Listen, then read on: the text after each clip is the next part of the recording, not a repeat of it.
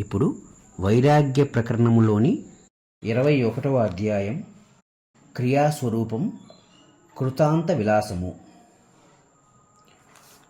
కాలము యొక్క ఉపాధి భూతమే క్రియ.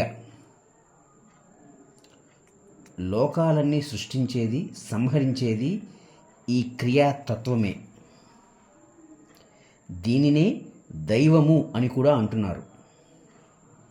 ఈ క్రియాస్వరూపమునే వేదజ్ఞులు కృతాంతుడు అనే సంజ్ఞచే పిలుస్తూ ఉంటారు.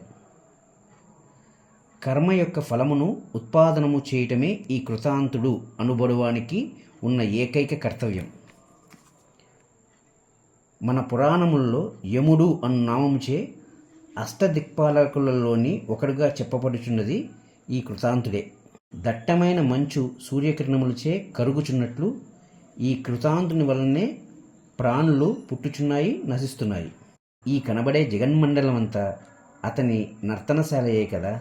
ఈ కృతాంతుడు క్రియ ఫలితము అనే భంగిమలను చూపుచూ కాపాలికా వేషం ధరించి నృత్యం చేస్తున్నాడు.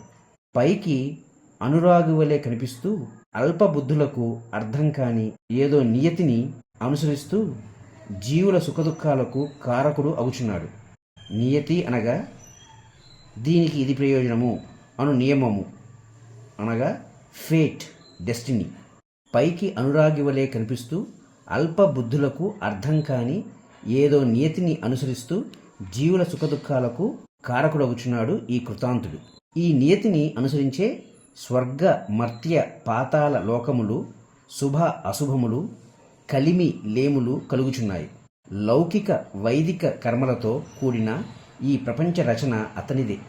ఒక బాలుడు విసుగు విరామం లేకుండా మట్టి బొమ్మలు చేస్తూ నశింపచేస్తున్నట్లుగా ఆ కృతాంతుడు అసంఖ్యాకములకు జీవులను వారి వారి కర్మ వ్యవహారములను రచిస్తూ పోతున్నాడు.